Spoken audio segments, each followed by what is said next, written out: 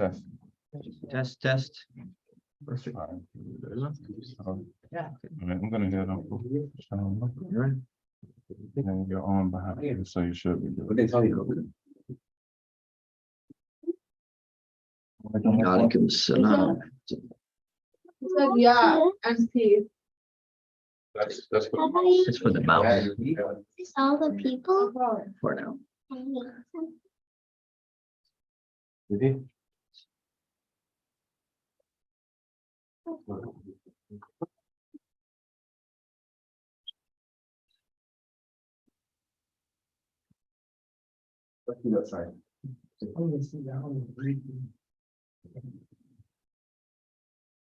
Okay, let's get started. Bismillah ar-Rahman ar-Rahim. Alhamdulillah. Wassalatu wassalamu ala Rasulillah wa ba'd. So, just to recap, last week we talked about the main world religions, right? And what are some of the religions we talked about last week? Who can tell me? Judaism, Hinduism, very good. Another one? Buddhism, Christianity. Is there another one? Yes, Yusuf. Islam. And Islam. Yes, good. All right, that's good. So we talked about some of those religions, and then we talked about what Islam means and what's the meaning of Islam linguistically. You know? Surrender, right?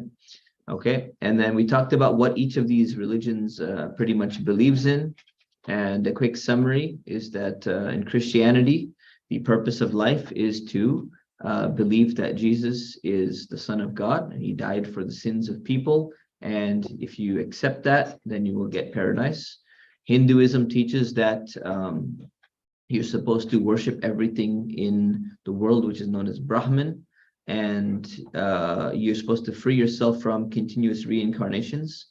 Buddhism teaches something very similar. By removing the desires in yourself, you can avoid reincarnation. And Judaism is very similar to Islam. Okay, and then we talked about the beliefs in Islam. So that Islam is the natural religion. If children were left on an island and nobody taught them anything, they would still incline towards the natural religion of Islam, and we explained why. And we talked about the existence of Allah, and we talked about the attributes of Allah. So the most important attribute of Allah is that Allah is one. Because so many people believe that there's more than one God. And we talked about nothing resembles Allah, right? So is Allah like a father? Is Allah like a mother? No. Is Allah, can you picture Allah? Does he have a shape? What kind of shape does he have? How tall is Allah? No, he doesn't. There's no height. How wide is Allah? No. So you can't tell any of these things. There's these attributes of Allah. Nothing resembles Allah in any way, shape, or form.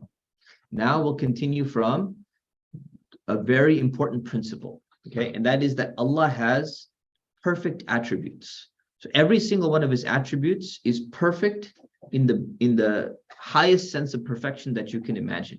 So one of the attributes of Allah and one of the names of Allah is he is Al-Hayy. And Al-Hayy, does anyone know what that means? The living. Al-Hayy means the living. So if Allah is the living, what is the opposite of that? He dies. So can Allah die? Allah can never die because he is the living. Now this is very important because in Christianity believes that Jesus was part of the Trinity and that Jesus was God. What do they also teach about Jesus? That he died. So they believe that God can die. In Hinduism, they believe that a God can die. And they believe that some of the gods that they worship, they have died. So in Islam teaches that Allah is Al-Hayy, he can never die. Because every attribute that he has is perfect. You cannot have the opposite. Another name for Allah, another attribute of Allah is that he is Al-Alim. Does anyone know what Al-Alim means? The knowing or the knowledgeable, right? So Allah has knowledge. Now, what is the opposite of having knowledge? Of not knowing, of being ignorant, right? Now, can Allah forget something? Allah cannot forget something, right? Otherwise, he would not. So when he says he has knowledge, his knowledge is perfect because all of his attributes are 100% perfect without any defect. So if Allah could forget something, then his knowledge would not be perfect. Now, if someone else has knowledge, they say that's a really smart person. Can smart people forget things? Absolutely. Doesn't matter how smart they are in the whole world, can they forget? Yes. No matter how smart they are, do they know everything in the whole world? No. Okay. So when you say Allah is Al-Alim, Allah is the knowledgeable, right? The one who has knowledge, it means that his attribute of knowledge is perfect. Okay. Another name for Allah, another attribute of Allah, he is Al-Basir. Does anyone know what Al-Basir means? The seeing. So Allah sees, meaning Allah can see everything. Now, if his attribute of Al-Basir, the seeing, is perfect, can anything block the vision of Allah?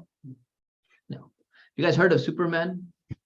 They say Superman can see through walls, right? Superman can see through things. But there's one thing that Superman cannot see through. You know what that is? If you guys follow the comic books, there's a type of, just say it. I mean, come on, I know you know it, man. Lead, there you go, lead. Superman cannot see through lead, right? So does that mean that he has like a superpower? He has the ability to see through things, but he's restricted. He cannot see through lead. So what happened is one time kryptonite is like this rock. It's a fake rock, right? They put it in a box of lead because he cannot see through it and he doesn't know what's inside. Now, if Allah is Al-Basir, does it mean that is there anything that can block the vision to prevent Allah from seeing something? It's not possible, right? Allah is Al-Aziz. He is the mighty. He's the powerful. Al-Qawi. He is the mighty, the powerful. So is there anything that Allah cannot control? No. Is there any rock that Allah cannot lift? No, because then his attribute would not be perfect, right? So every single attribute of Allah is a perfect attribute. Now, here's the interesting thing. I talked to you about Christianity and Hinduism. They believe that God can die. So the idea of being Al-Hayy, Allah put in the Quran very clearly one of these attributes to teach people that if Allah is this, then he cannot be the opposite. So if he's the living, he cannot die. If he's the knowledgeable, he cannot not know something. Now, the Greeks, there was in Greece, ancient Greece, there was a group of people known as the philosophers, like Aristotle and Plato and Socrates. And the Greek philosophers, some of them, quite a few of them, they believed that there's a God. They believed that God created everything. But they had this strange idea. They said that God only knows the generals, not the particulars, which means that God knows like the planets and he knows like there's stuff in the world, but he doesn't know every single detail of what's going on. So he doesn't know what people are doing inside their house. He doesn't know what people are thinking inside their mind. Now in Islam, when we say that Allah is the knowledgeable and his attribute of knowledge is perfect, does Allah know, is there anything that Allah cannot know that somebody's doing? No. Is there anyone can have a thought that Allah does not know what that thought is? Not possible. So Allah knows every thought, he knows every deed because his attribute is that he is Al-Alim, he is the knowing. Let's talk about a few more attributes of Allah. Okay. Another attribute of Allah is that he is Al-Khaliq. He is the creator. Now, when he says that he is the creator, remember all the attributes of Allah are perfect. So if he's the creator, it means that he's the creator of everything. Is there anything in the world that Allah did not create? Nothing. There's nothing else in the world that Allah, every single thing has been created by Allah. Another attribute like this is that Allah is the all-powerful. So we talked about that already, right? There's nothing that he cannot have control or have power over. Another attribute is that Allah is the eternal. Now, what does eternal mean? Never was born, never died. Never born, never died, forever, basically, eternal, right? And he's also known as the first and the last. So this idea of Allah being eternal means that he can never die. He's always going to be there. But then the Quran says that he's the first and the last, and that's very important because one of the things that people ask is they say, Allah created everything, right? You say, yes, Allah created everything. They say, okay, well, who created Allah? What's the answer? He is the eternal. Okay, now. He's too big for us to understand. He created us. it's like if we, well, in my concept, right, if we created a fish tank and the little guppies grew. Mhm. So the guppies, their little mind, all they know is that we are their creators, but they would never be able to understand who we are in our lives. So who are we to understand him? All we know is that he created everything in our lives. Right? That's good. But the question is, somebody says no, but I want to know, if you say that everything in the world is created, then who created Allah? What's the answer to that? So the simple answer is no one. Because if there's no beginning, then he's not created. So that's why the words Allah is the first and the last. So if somebody's running a marathon and you say this person came in first place, you say, well, who beat him? The answer is, well, no one. He came in first place. Yeah, but who came before him? That's what first place means. It means there's nobody else that beat him. So when Allah is the first, it means Allah was always there. Nobody has created Allah. And some people get confused. And the Prophet, peace be upon him, he said that a time is going to come when people start asking questions. And they start asking so many questions. They go, well, if Allah created this and he created that and he created everything, then who created Allah? And he says, people are going to ask that question. And today there are people who ask that question. And the answer is so simple. The answer is nobody. Because Allah is the first and he is the last. So that's the answer to that. It's pretty simple. Now, Allah is eternal. Okay. Other attributes. Allah is knowledgeable.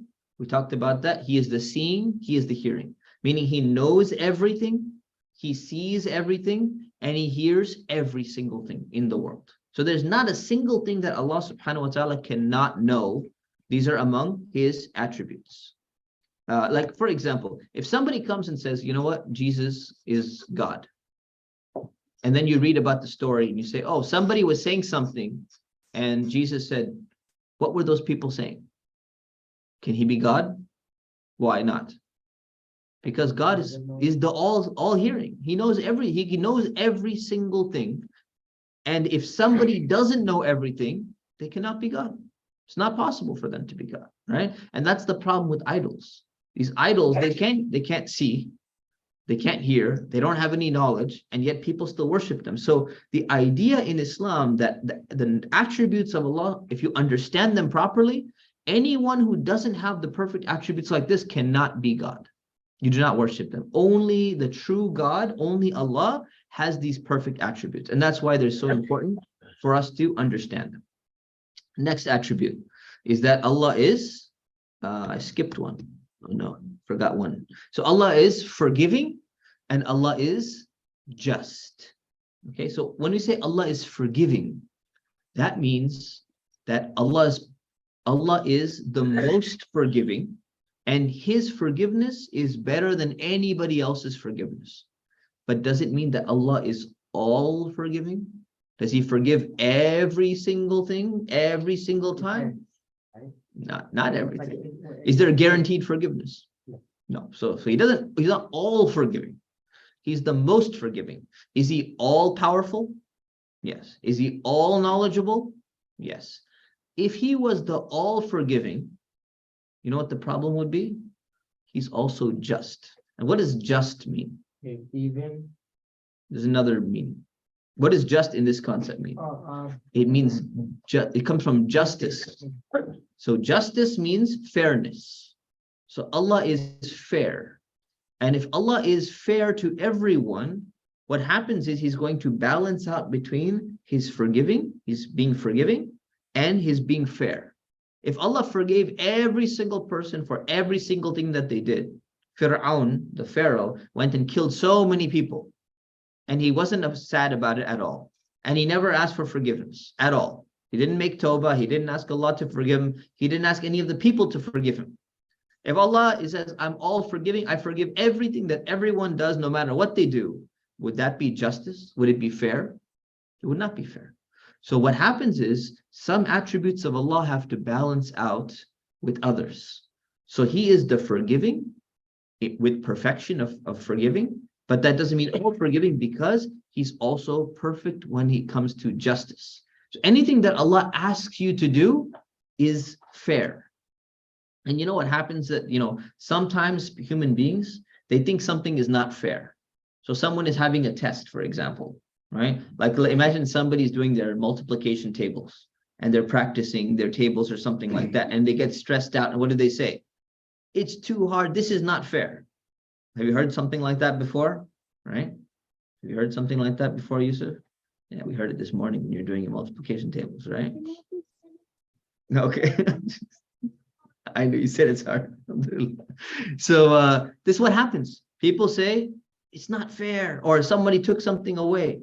This idea of fair, when Allah does something, it's always fair. Why? Because Allah would not do something that is unfair. So when Allah creates somebody and he says, oh, this person is born into a poor household, and then another person is born into a rich household. You say, but wait, that's not fair. But you say, Allah is always fair. Allah is all just. He has 100% perfect justice.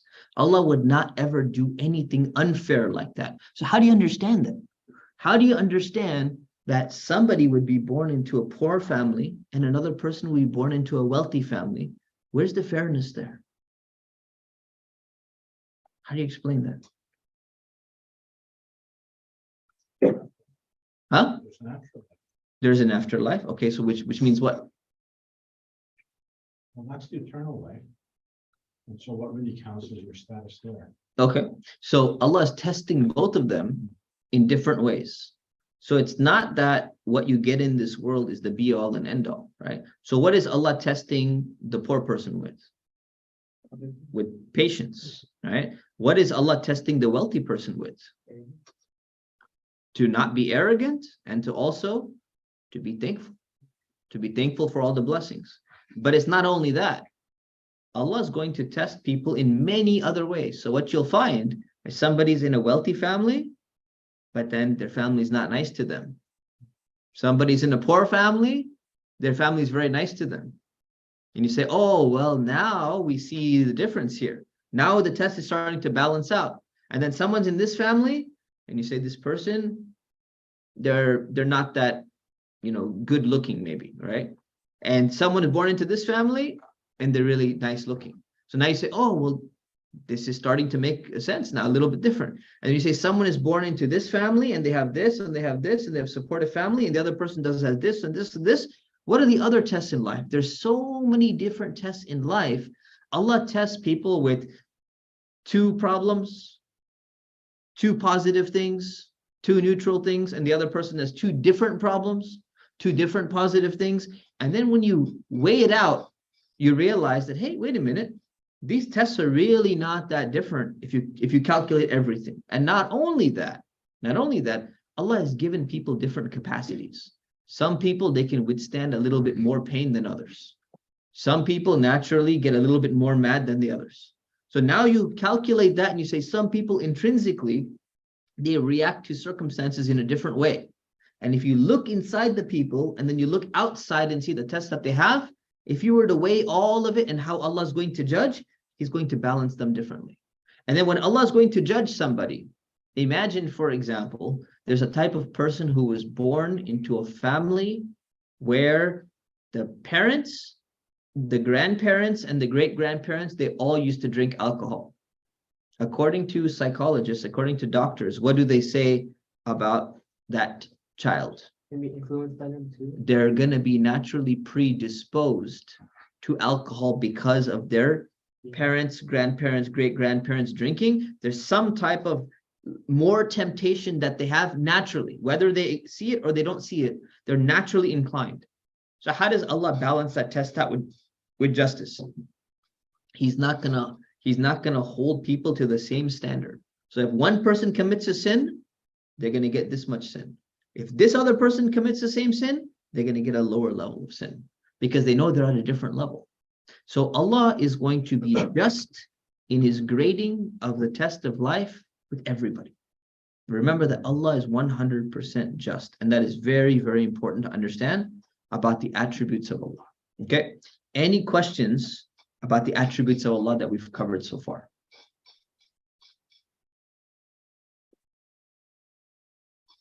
Clear? Okay, let's move on to the next one, and that is prophethood. Okay, so we talked about Allah Now, the second belief in Islam, the second most important concept, is the idea of prophethood, that Allah sent prophets and He sent messengers to teach us what we're supposed to do. So remember in the beginning, we talked about different religions, and we said that they all have a different purpose in life. So Buddhism and Hinduism has the purpose of life to get out of the endless cycle of reincarnations. And Christianity and Judaism and Islam have the purpose of life to get to paradise, but the way in which they do that is going to be different. So how do we know what the purpose of life is? The only way we can know is you can't just go into a cave and go into the mountains and sit down and meditate for a very long time, kind of like what Buddhism says. And you just figure out, you know what? We have to figure out all of this on our own. Why did Allah create us? What does He want us to do? Every single thing. That's not something that people can figure out on their own, just by themselves. There's some things they can figure out on their own, but not every single thing. So this idea of prophethood and the idea of messengers being sent, this is where you learn about why you're created in the first place. And so Islam teaches that there have been many prophets and messengers that have been sent throughout history since the beginning of time. So the first human being was whom? Adam. And who was the first prophet? Adam. Okay. So Adam was the first prophet that was sent. So the first person on earth was also the first prophet on earth. What are some other prophets that we know about? Let's do a quick recap. Name a few other prophets and let's talk briefly about, just very briefly about their story. Yes, Yusuf, another prophet. Prophet Musa. Prophet Musa, okay, Prophet Moses. What do we know about Prophet Musa? He was in Egypt. He was sent to Fir'aun and his people, children of Israel around him. Allah gave him certain miracles. With his staff, he was able to throw it on the floor, it turned into a snake. And he was able to cross the sea, and Pharaoh followed him and they were drowned in the sea, and then they were lost in the desert with the children of Israel. Story of Prophet Musa is the longest story of any prophet in the Quran. What's another prophet that we know about? Ibrahim. Prophet Ibrahim. So what do we know about Prophet Ibrahim? That his people were worshiping idols. And he told them to stop worshiping idols. And his own father, he was telling him, do not worship these idols. And then they tried to throw him into a fire. Allah saved him and protected him. And then he had an argument with the king of the time. And the king who was persecuting him, he told him, he says, hey, if you're so powerful, why don't you cause the sun to rise from where does the sun rise from? East or west? Easy. Rise from the east. And then make the sun rise from the west if you're so powerful. The king couldn't respond. Prophet Ibrahim, then he left his people and he moved to another place. And then eventually he went to the city of Mecca. And what did he do in the city of Mecca? He built something. He built the Kaaba. So that's the story of Prophet Ibrahim. What's another prophet that we know? Lut. Prophet Lut. We know that Prophet Lut, he was sent to a people. And what were his people doing? The men were marrying the men. And maybe the women were marrying the women. And he told them, this is wrong what you're doing. You need to stop this. And eventually they left and his people were all destroyed because they did not follow what Allah told them to do. What's another prophet? Yes. Yes, sir. Prophet Yusuf, right? Prophet Yusuf, what happened to him? His brothers were jealous of him. They threw him into a well. He was kidnapped and he was taken and sold into slavery in Egypt. And eventually he was falsely accused. He was thrown into jail. From jail, he came out. He became an advisor to the king. And eventually he became one of the top people in Egypt, almost at the level of the king. So a very difficult life, but then success at the end of the story. What's another prophet that we know about? Prophet Isa, Prophet Jesus. So the story of Prophet Jesus, Prophet Isa, is that he was sent to the children of Israel. And he was telling them to rectify and change their wrong ways. And then later on, when Prophet Isa died, people made up stories about him and started saying that he's the son of God and that he's God, and they started worshiping him. But he never actually taught that message. What's another prophet? Muhammad, all right, peace be upon him. So the Prophet Muhammad, this is a very long story. I'm starting a new class on this Thursday, about his entire life. So, check that out. So that's a very long story, but he is the final prophet, right, that was sent to all people. So these prophets, many of them, most of them are mentioned in the Quran by name. We know about 24 or 25 prophets that are mentioned in the Quran by name. So these prophets were sent to every single community that has ever lived since the beginning of time. So that every country, every region has had a prophet that was sent to them so that everyone can learn what the purpose in life is. But what happened was later on, people went and they started changing the religion and changing the teachings of those prophets over time. So Allah sent another one afterwards. And finally, at the end, he sent the last and final prophet, and that is Prophet Muhammad to all people. Now, these prophets were given some miracles. They were helped by miracles that Allah allowed them to perform. Were the prophets doing the miracles themselves because they're like magicians? No, they were doing it from Allah. So they're not like a magician or a sorcerer or something like that. These prophets were performing miracles and they would say, Allah is the one who is doing this, not me. Now, why did Allah send miracles with these prophets? Make the people believe. To explain to the people that they're true prophets. But the real interesting question is, when most of the people who saw the miracles, did they believe? No. They did not They believe. thought it was a magic. Yeah, they said, oh, this is magic. Oh, we don't accept this. Oh, we think he's just tricking us somehow. So miracles are not needed to actually believe in the prophets. So then why should people believe in prophets if you don't see a miracle from them? Remember we talked about the island? It's natural, right? It's natural for you to believe that there's a creator. It's natural for you to believe that someone who is upright, someone who is honest, someone who is seems to be intelligent, someone who's from a good background, they're not going to be lying. And you can basically, if you see a prophet and you read about their life, you can tell that they're a real prophet based upon their life story and what they're teaching. So you look at their teachings and you look at their life story and you say, oh, that seems like the truth, because that seems like what Allah, our creator, would want us to believe in and what would send. So that's how we know about prophets. So that is the idea and the concept of prophethood in Islam. Okay. Now the last and final prophet was the Prophet Muhammad. Okay, and whenever we say the prophet's name, it's recommended to say like peace be upon him, right, or something like that, sallallahu alaihi wasallam, or alayhi salam, meaning upon him be peace. So Prophet Muhammad was the last prophet, and he was sent to all people, right? Now, if he's the final prophet, it also means that nobody else can make the claim that they are a prophet. Now, have there been people since after the prophet that claim to be prophets? Yeah. Mirza Ghulam Ahmad. Who are some of those people? Mirza Ghulam Ahmad. Mirza Ghulam Ahmad is one of those people. He lived in modern day Pakistan, and he said, I'm a prophet too. And how do we know that he's not a prophet? The Quran says very clearly that the Prophet Muhammad is the last and final prophet. So if somebody else comes along and says, I'm a prophet too, and you should believe in the Prophet Muhammad, and you should believe in me as being another prophet, can that make sense? It can't make sense, because the Prophet Muhammad said that he's the last prophet. And the Quran says that he's the last prophet. So if somebody comes along and says, I believe in the Quran, but there's another prophet too, can that person be Muslim? Can't be Muslim. Who else besides Mirza Ghulam Ahmad? This is the group of people known as the Ahmadiyya or the Qadianis, right? They believe in another prophet, and their prophet is a guy named Mirza Ghulam Ahmad from Qadian. Is there another somebody else who claimed to be a prophet? Who Abu Bakr killed, I know, but like I don't know. Yeah, Musaylama. Oh, yeah. Musaylama was another person right after the prophet. He lived actually along the same time as the Prophet Muhammad. He claimed to be a prophet. And later on, it was revealed that it was very clear that he was not a prophet. And he tried to come to the Prophet Muhammad and he said, you know what? I believe that you're a prophet. And I'm a prophet too.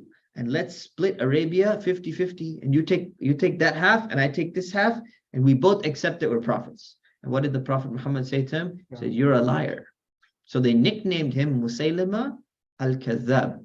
Musaylama, the liar. That became his nickname among Muslims. So there have been other people who claim to be prophets. There's another man in the 20th century who claimed to be a prophet in America. Who's that? Anyone? Mormonism. Huh? The guy who created Mormonism. Mormonism is one of them. Nelson? Joseph Smith, another person claimed to be a prophet. There's another American from the Nation of Islam, foundation of a new religion called the Nation of Islam, who claimed to be a prophet. You know who that is? Elijah Muhammad. So Elijah Muhammad, and his name is Muhammad, Elijah and Muhammad. He also claimed to be a prophet. And he started a new religion in America called the Nation of Islam. Now, people who follow the Nation of Islam believe that Elijah Muhammad was another prophet. Does that mean that they're Muslim? Because they call themselves the Nation of Islam. The name Islam is in their name, but they're not Muslim. Why aren't they Muslim? They go against the Quran. Because they believe in another prophet. If you believe in another prophet, you can't be a Muslim because you're contradicting what the Prophet Muhammad taught. Okay, so yes. The nation of Islam has changed by his son, Walid Muhammad. They are real Muslims. They even pray 5 times a day. So it didn't change. So the nation. No. Elijah Muhammad is gone. I'm going to explain. Oh, No, I'm not done. I'm going to explain. So Elijah Muhammad's son, Warith Din Muhammad, he realized the truth. And he said, my father was not a true prophet. And he took 500,000 people and he made them join real Islam. But what happened is another man by the name of Louis Farrakhan, he came and he said, we're going to continue the Nation of Islam. And he continued to teach that Elijah Muhammad is a prophet. So even though Elijah Muhammad's son, Warith Din Muhammad, said, no, this is wrong. I'm going to teach all these people what the truth is, that we should only believe in the Prophet Muhammad, not in Elijah Muhammad as being a prophet, but Louis Farrakhan continued the Nation of Islam. So the people who left and became real Muslims, they don't follow the Nation of Islam anymore. They don't call themselves that they're following the Nation of Islam. Right? So that's what happened basically over there. So anyone who tries to say that there's another prophet, they cannot be Muslim.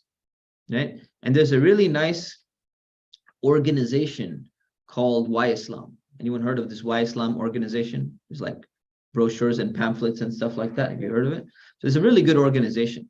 So they have a phone number. If anyone wants to learn about Islam, they call the number 877 Why Islam. And somebody will answer the phone and you can talk to them and ask them questions about Islam. And a lot of people learn about Islam and they become Muslim by getting their questions answered. So what happened is that usually if you dial a toll-free number, what's the number start with? 800, right? 1-800. So what happened was the people who follow Mirza Ghulam Ahmad, the Ahmadiyyas, in the local masjid over here, they took the phone number 1-800 Why Islam. So when people learn about the Why Islam organization and they say, oh, I'm going to call the number to learn about Islam, they accidentally dial 1-800 Why Islam and it goes to their local masjid. And one of the first things that they teach is that, you know what, there was another prophet after the Prophet Muhammad, and that was Mirza Ghulam Ahmad. Right? So you have to be very careful. This is a very powerful group. They're a small group, but they're a very powerful group. But it's very important that we understand that as Muslims, we have to accept that Prophet Muhammad is a last and final prophet, and there cannot be any other prophet after him. If anyone makes that claim, you should immediately stop and say, something's wrong, doesn't make sense. Because if the Prophet Muhammad said he's the last prophet, and someone else says that, yeah, believe in him, but also believe in me, you can't do it. It's contradictory. It doesn't make any sense to believe in both. Okay? Questions? Yeah. Wait, so there's an Ahmadi masjid near here, like that. Yes, there. Where is it? Chino. All right. So, and the last thing about the Prophet Muhammad is that he was the greatest prophet. Out of all the prophets that were sent, he's the last prophet, and he's considered to be the greatest prophet. And what makes him great and what makes him special is that he is the prophet that was sent to all people. Prophet Jesus, Prophet Isa, he was only sent to the children of Israel, a small group of people. Prophet Noah, he was only sent to the people of to his own people, like to his village and to his city. But Prophet Muhammad was the one who was sent to all of the world. And that's what makes him special. Okay? So that is belief in the Prophet Muhammad and the prophets, peace be upon him. Any questions on the prophets or on the Prophet Muhammad? Okay, continuing then. The next thing to believe in is judgment. So judgment is basically the idea of the afterlife. Islam teaches that when we die, we're not just finished.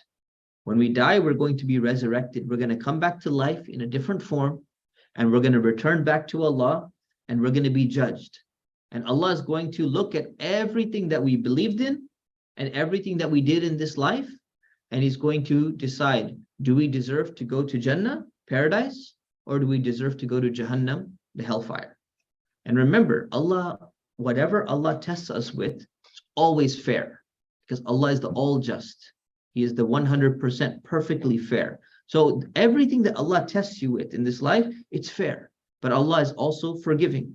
So if you make a mistake and you do something wrong, or if you tell a lie, or if you steal something, you ask Allah for forgiveness sincerely, genuinely, and you feel bad about it. If you feel genuinely bad, you say, oh Allah, please forgive me.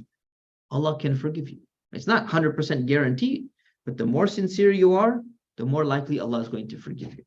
How will you know that Allah has forgiven you or not? You will find out on the day of judgment, on the day when Allah is going to recount all of those deeds. So this is the principle of judgment in Islam, so that we can either go to paradise or we're going to be punished in the hellfire. We want to make sure as Muslims that we are believing in the correct things. We want to make sure that we're doing only good deeds and we're staying away from as many bad deeds as possible. Any questions on judgment? Okay, next, the Quran. So in Islam, there are two main sources. It's very important to remember this. There is the Quran and there is the Sunnah. Okay, so remember that anything, if you want to learn something about Islam, any book that you read about Islam, you always go back to two main sources, the Quran and the Sunnah. So we're going to start with the Quran. So what is the Quran? The Quran is a book, and the Quran is a revelation that was revealed to the Prophet Muhammad, peace be upon him. And it's in Arabic today, and we read it in Arabic, and it was revealed by Allah to the Prophet in the Arabic language. And that's why we study it in Arabic, because it was originally in the Arabic language. Now, when it comes to the Quran, can you believe in most of the Quran and just kind of pick part of it and accept it? No, you have to believe in the entire Quran, 100%. You have to accept all of it. Why? Because if you say, you know what, there's 600 pages in the Quran, approximately. If you say, I believe in 599 pages of the Quran, but this one other page, I don't like what it's saying. Like, for example, let's say the alcohol page. It says don't drink alcohol. That page, I don't like that page. I don't think that's from the Quran. I believe in all the other 599 pages, but the page that has alcohol on it, I don't accept it. What's the problem with that? Right? The problem with that is that the Quran, you believe in the Quran because you believe that the Prophet Muhammad is a true prophet. Now, if he's a true prophet and he brings the Quran, and then you say, yes, I believe you're a prophet, but I only accept 99% of what you're saying. 1% of what you say, I don't accept it. Then you don't really believe that person is a prophet, right? Because if they're telling the truth that they're a prophet, prophet means that I am receiving revelation directly from Allah. I'm in communication with Allah, and He's telling me what you need to know about your life. And then you say, yes, I believe that you're telling the truth. But then you reject some of the things that He says. If you reject 1% of what the prophet says, then you've rejected the prophet, because you're calling him a liar on that 1%. So you can't believe it 100%. If you reject even 1% or one verse from the Quran, there are 6,236 verses in the Quran. If you reject one verse in the Quran, you're not really believing in the Quran. And if you don't believe in the Quran, you're not a true Muslim. So it's very important that we understand the Quran is something you're supposed to accept 100%, all of it. And the Quran is the word of Allah. It's the direct revelation and the word of Allah. And what's unique about the Quran is if you compare the Quran with all the other books that we talked about. We talked about the Tripitakas, the book of Buddhism. We talked about the Vedas, the book of the Hindus. We talked about the New Testament and the Old Testament and the oral Torah and all of these other things that we talked about last week. Those books have changed over time. People have gone and made modifications and they've made adjustments and things like that. So you know that even if they were originally from Allah, even if they were, there's been changes in them and you don't know which one is true and which one originally from Allah, which one has been changed. The Quran is the only book that has not been changed. It's been preserved. How did people preserve the Quran and keep it to be authentic so it doesn't change at all? Through memorization, by memorizing it. So many people have memorized the Quran that what would happen? The people who memorized the Quran, like let's say, for example, somebody wanted to say, if somebody comes and says, I'm gonna secretly change Qul huwallahu ahad. I'm gonna make a change in it, and I'm gonna say, Qul huwallahu ahad means say he is Allah the one. And you say, I'm gonna secretly change it and try to make it like Christianity. I'm gonna say he is Allah the three. And even Hinduism has Trinity, right? In it. So if somebody did that, how can you fix that? Let's say you have no books. Very simple, right? So many Muslims in the world have Qul huwallahu ahad memorized. Who has it memorized? Who has memorized Qul huwallahu ahad? Surah Al-Ikhlas. Right? So all you do is you get the Muslims together. If somebody tried to change it, they look at it and be like, what are you talking about? We haven't memorized. That's not the way it is. And immediately it would put a stop to anyone trying to change the text. But you know what? That didn't happen with the other books. And that's one of the reasons why the other books have changed. Because they did not memorize their books. In fact, their books were kept away from most of the people. They couldn't even read the books. And so it's easy to make those changes in the Quran. And the second source is called the Sunnah. Now, Sunnah means the way. Sunnah actually refers to the way of the Prophet Muhammad, meaning the teachings of the Prophet Muhammad. So the Sunnah is what the Prophet Muhammad taught. So whatever he taught, it's called the Sunnah. Okay? So Maryam, what's the Sunnah? Well, who taught? Exactly, Prophet Muhammad. Good. Now, let's talk about some confusions that some people have when it comes to things. The Prophet Muhammad, peace be upon him, he wore a turban. You guys know what a turban is? It's like a piece of cloth and you wrap it around your head, right? He wore a turban. So when we say he wore a turban, that's something the Prophet did. Does it mean that it's Sunnah? It's his way that we should also be wearing turbans? You can, but like You can, but it's not a teaching of his. So he wore it himself, but he didn't tell other people that you should wear a turban. So it's not one of his teachings per se, even though he did it. The Prophet used to ride on a camel. So is it Sunnah? Is it his way and from his teachings that we should all ride on camels too, instead of cars? I haven't seen a single camel, by the way, coming to the masjid in the parking lot, right? If it was Sunnah and the Prophet wanted us to ride camels, we would be riding camels too. But he didn't actually teach that you should ride a camel. He was riding a camel at the same time. The Prophet ate with his right hand. Is it Sunnah to eat with your right hand? Yeah. Yes. So what's the difference now? Not only did he eat with his right hand, but he taught other people that I want you to eat with your right hand too, not using your left hand. So the difference between what the Prophet did and what the Prophet taught, and sometimes people get them confused. So the Prophet did something, but if he didn't actually teach and want other people to do it, it's not in the category of being Sunnah. What about the breakfast? Sometimes the Prophet would eat barley. Is it Sunnah to eat barley? No, it's not. There's a hadith, there's a narration where it says the Prophet ate chicken. Is it Sunnah to eat chicken? You say yes? Yeah. No, it's not. It's not.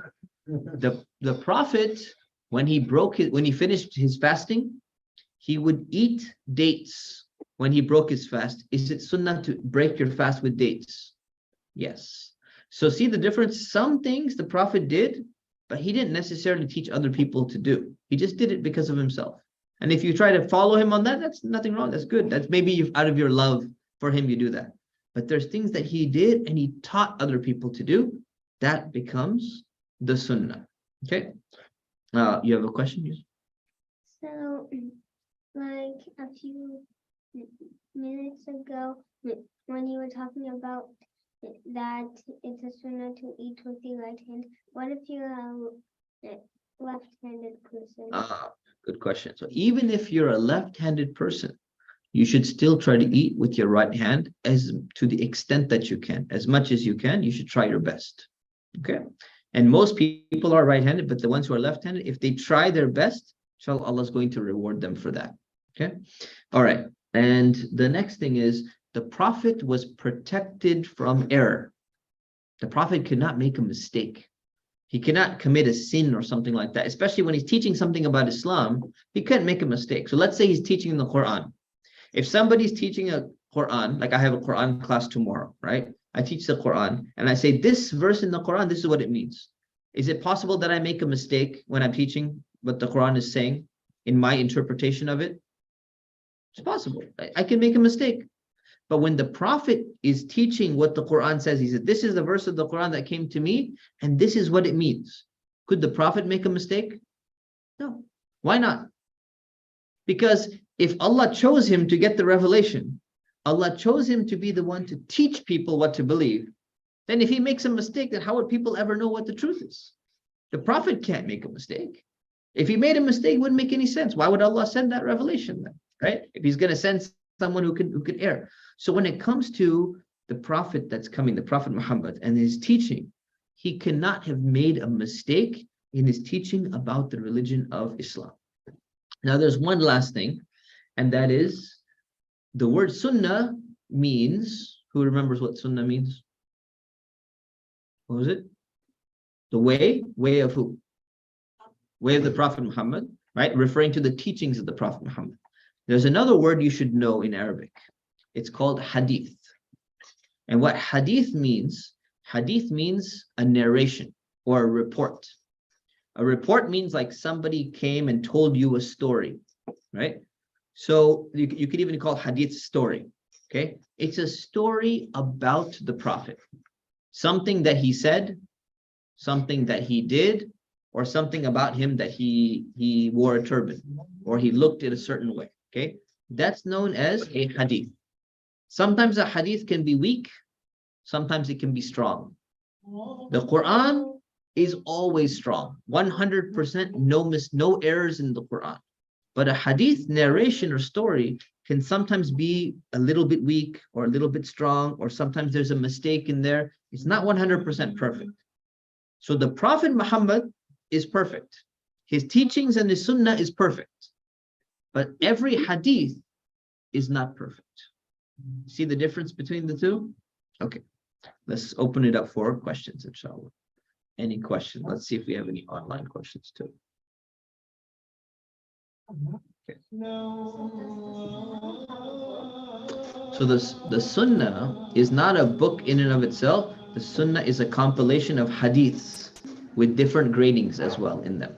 Okay, and there are books that talk about the Sunnah, what are the teachings of the Prophet, but that's coming from the hadith narrations. Okay. Yes. Yes. Yes. How do I know now? Yes. How do I know? Yes. The narration. The way you know that the narrations are authentic is you check with scholars to see what grading they gave. So there's some hadith books called Bukhari, Muslim, Abu Dawood, and they give gradings on those hadith. And they say, how strong is this, or how weak is this, or is this at grade A, B, C, D? And then you know whether it's authentic. And then there are other books that explain what the hadith means too, and gives you like an understanding correctly. It's very important to go to qualified scholars to understand the sunnah correctly. Okay, other questions? Yeah. Wait, so this one's about the hadith. So is it true that like when there's a da'if hadith, you don't need to dismiss it, like you can take it as long as it doesn't contradict any sahih? Okay, so the question is, if there's a hadith that's weak, are we allowed to take it, right? So the question is, the answer is, it depends. Some hadiths are very weak and you should not accept them. Some hadith have a little bit of weakness and you can accept them, but you don't accept them in the category of beliefs and in the category of Islamic law. But you can accept them in the category of something else. Like it says, if you do this prayer, you get so many rewards. And the hadith is a little bit weak. It's okay if you accept it, it's not a problem. But if there's a weak hadith that says when you're making wudu, you should do this. That's when you take a step back and say, if it's a weak hadith, that's a rule in Islam. We don't build rules upon weak hadith. Okay. And we'll have an advanced class about this coming up, inshallah. I'm starting with basic classes first, and then I'm going to jump next year into advanced classes. Inshallah. Next year, inshallah.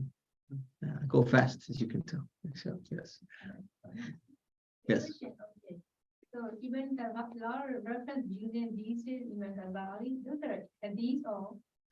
Imam Ghazali is a famous, well-known scholar, right? And he quotes a lot of different hadiths in his book. He's also known for quoting some weak hadiths. So you do need to be careful, and it's good to see what the grading of the hadiths are. Some of them are very weak, some of them are a little bit weak, some of them are strong. So it's better to, when you read it, you should read another scholar explaining what Imam Ghazali said, so you don't get misinformation. Okay? All right, so we'll leave it at that, inshallah. Next week, we're going to start with purification, and we're going to talk about everything about wudu, about what you need to wash off, how you lose your wudu, ghusl. We're going to talk about toilet manners, how you use the toilet properly. We're going to talk about menstruation. We're going to talk about wiping over your socks. We're going to talk about all of those issues, inshallah, next week. So we'll see you next time. Subhanakallahumma bihamdik. Ashhadu an la ilaha illa ant. Astaghfiruka wa atubu ilayk. Assalamu alaikum. Assalamu alaikum. Alaikum assalam. Baba.